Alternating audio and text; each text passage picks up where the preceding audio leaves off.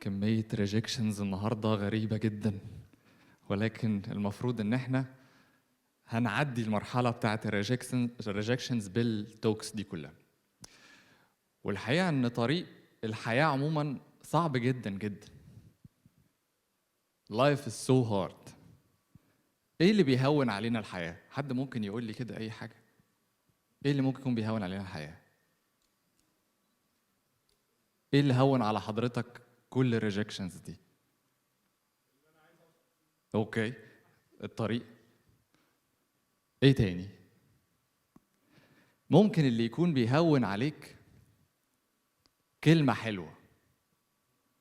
شكلك حلو النهارده، شيك قوي الطقم ده عليك. You did a great job. كل الكلام البسيط ده بيخليك قادر انك انت تعدي كل الريجكشنز وكل الاوبستاكلز اللي ممكن تقابلك. والحقيقة الشخص اللي معانا النهارده مخزون من السعادة. She's my friend and my colleague, assistant professor في Nile University, an ambassador for happiness.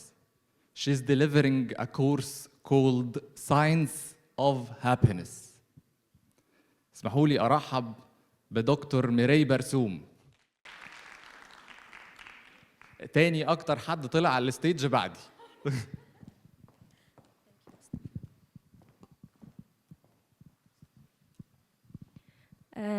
Thank you very much for having me النهارده in this capacity غير اللي طلعتهم قبل كده.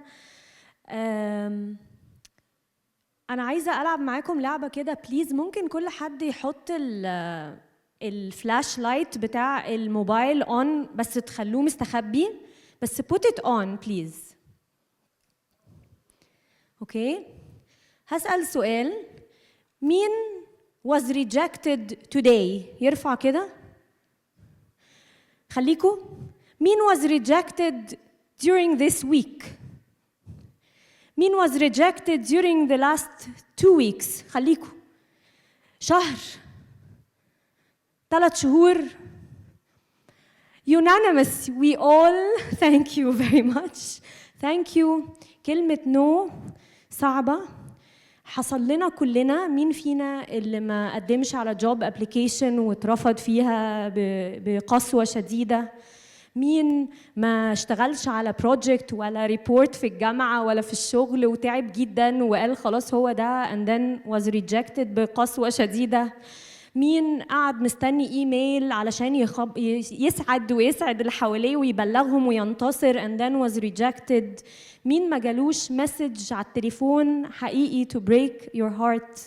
مين ما اضطرش يتحط في موقف هو اللي deliver rejection لناس معتمدة عليه في انه يوصل لهم حاجة سعيدة؟ مين ما جالوش معلومة أو خبر على حاجة كان مستنيها and it didn't work out or contract ما قدرش يعمله؟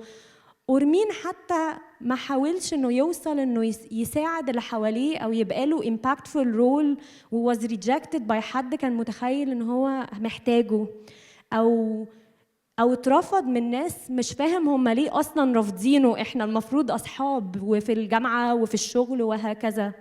ومين ما شافش الرفض بتاعه بعينه وشاف حد بيريجكت هم وهو مش متخيل أو كان متخيل إنه هيعمل بلان مهمة جداً and then it was rejected وأجان زي ما قلنا في relationships تكسر قلبك on the spot.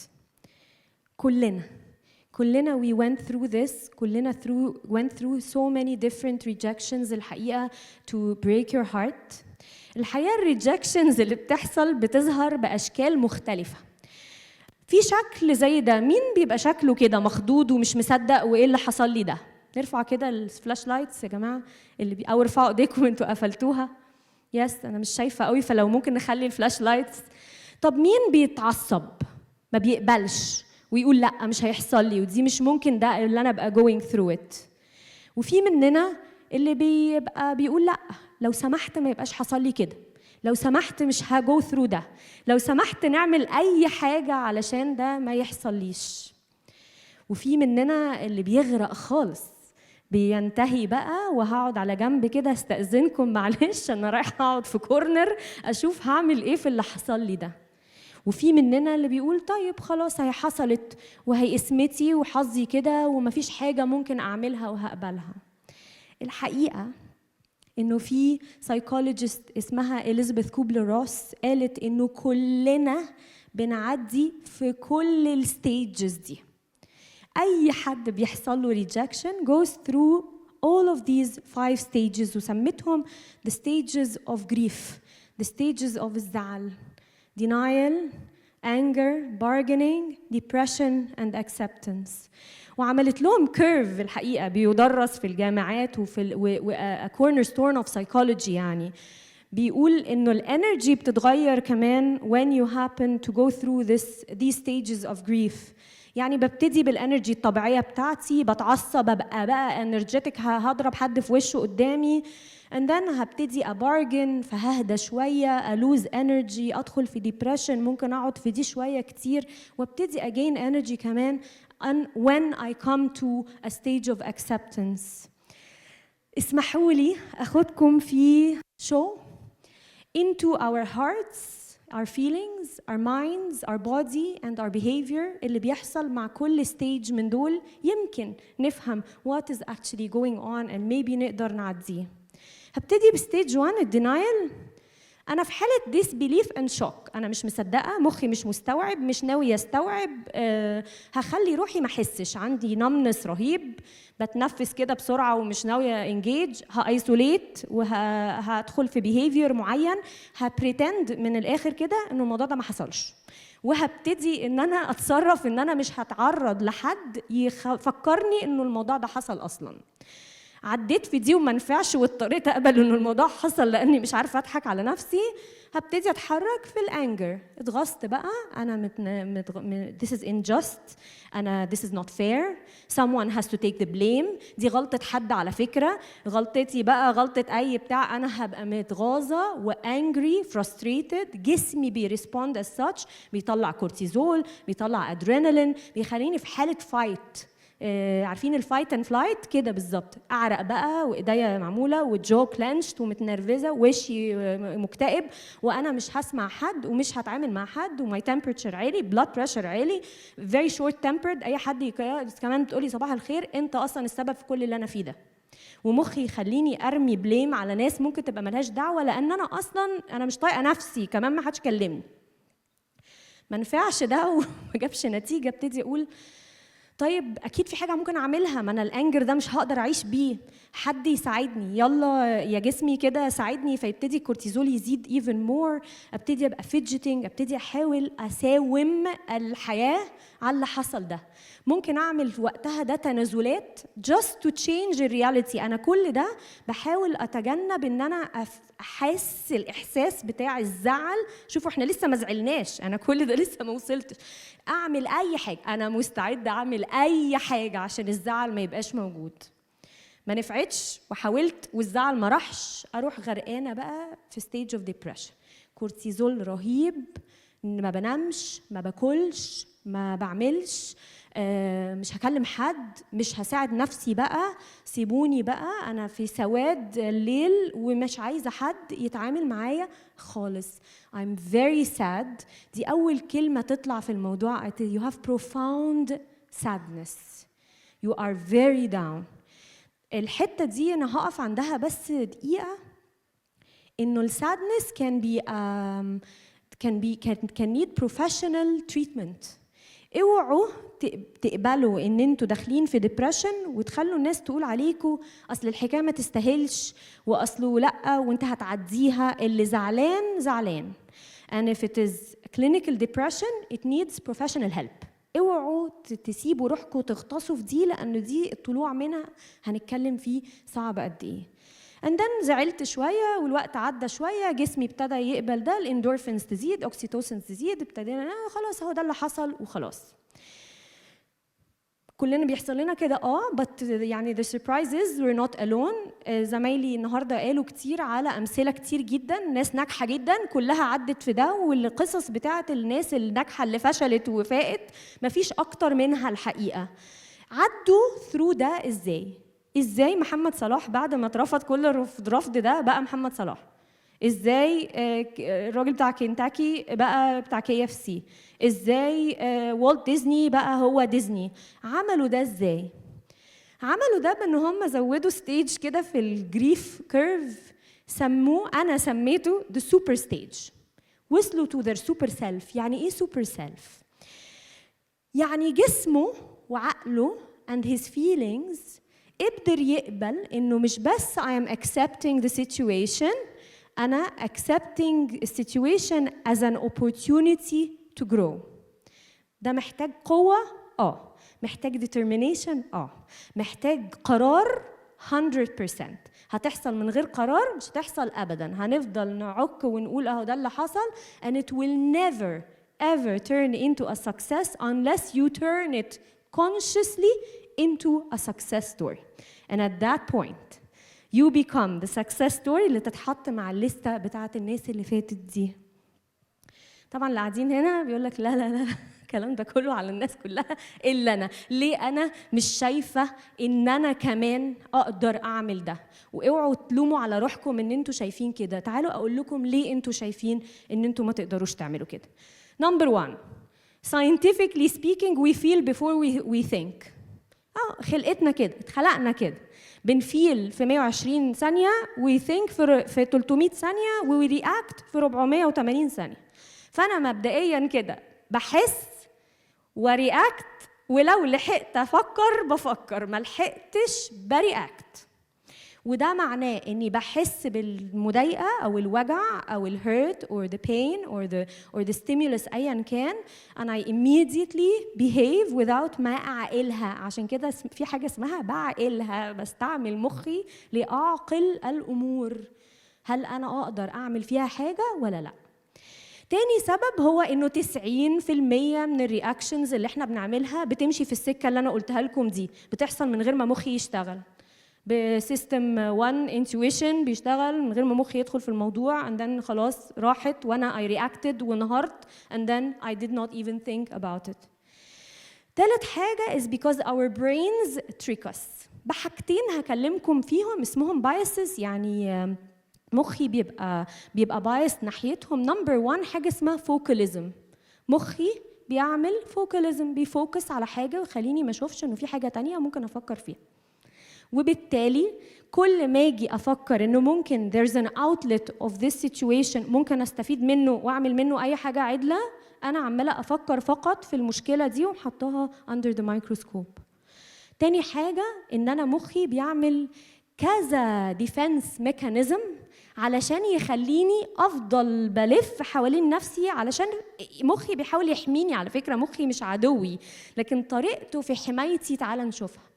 فأول مشكلة إزاي يخليني ما أحسش بالوجع؟ يديناي إت، يخليني نام، مش حاسة بحاجة أصلاً، أنا مش موجودة هنا، أنا هستعمل الهيومر والساركازم وبتاع علشان أقدر أبقى يعني overcome المرحلة دي اللي أنا مش قادرة أعملها.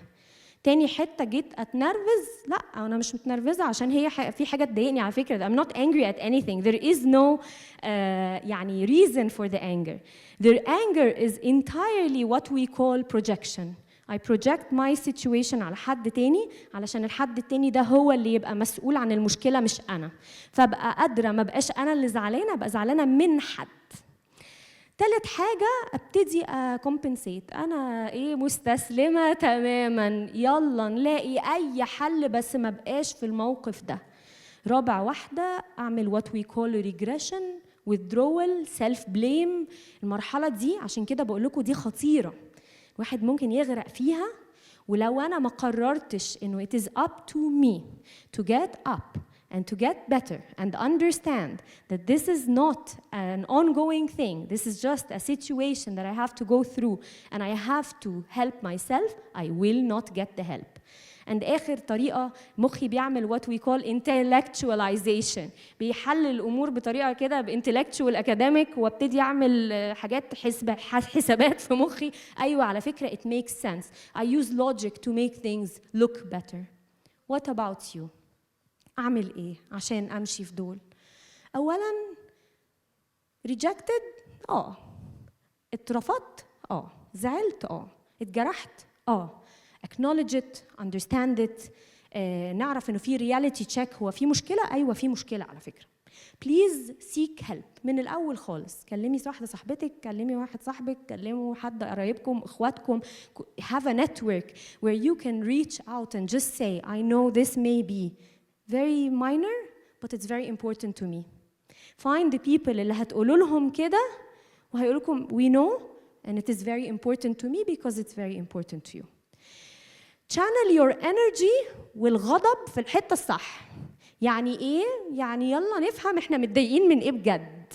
انا متضايقه اني اترفضت على فكره. انا مش متضايقه غالبا من اللي رفضني وموست سيرتينلي مش متضايقه من الكون انه حطني في موقف اني اضطر اترفض. عادي، ما هو بيحصل.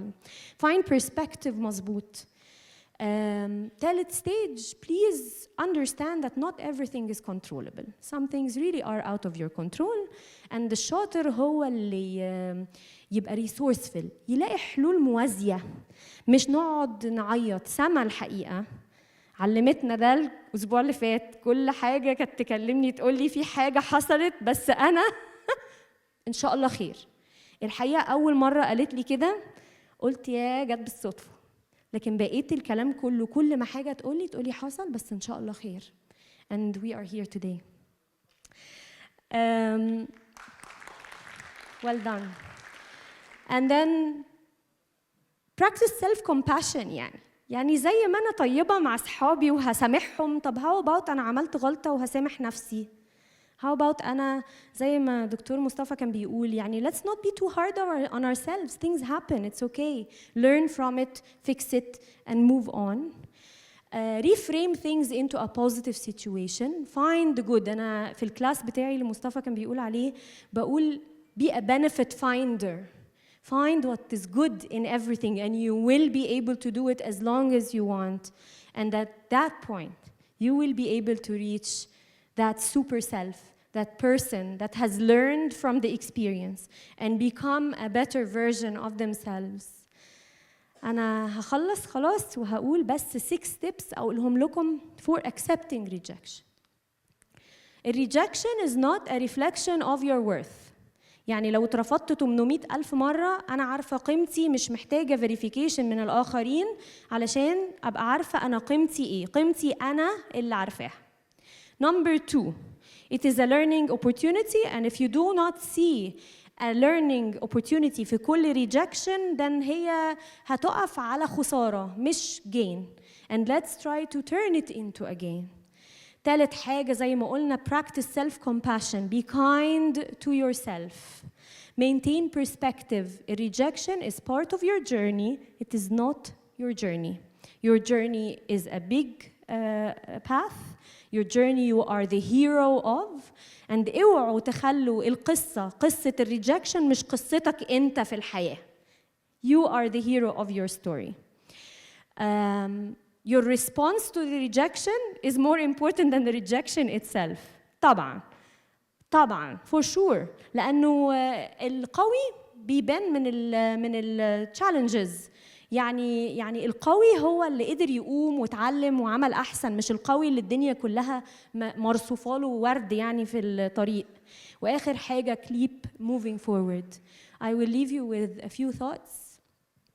Your reminder, no دي كلمة no is your reminder إنه في boundaries وإنه ممكن الواحد يبقى محتاج يتعلم إيه اللي بيتوافق له وإيه اللي لأ. It is your recipe إن أنت تكبر and to develop and تحسن your resilience and your adaptability. It is your ticket for freedom. يعني إيه؟ يعني الريجكشن ده ممكن يفتح زي ما دكتور حديدي كان بيقول سكك ما كانتش هتتفتح لو ما كنتش rejected، لأني كنت هفضل في الحتة دي. It is your chance to start over with experience. What a beautiful gift. إن أنا ممكن أجرب حاجة لكن المرة دي وأنا بخبرة. مين عنده الفرصة دي؟ It is your way to unleash your powers and it is your way for an empowered you. No is the new yes. Thank you very much.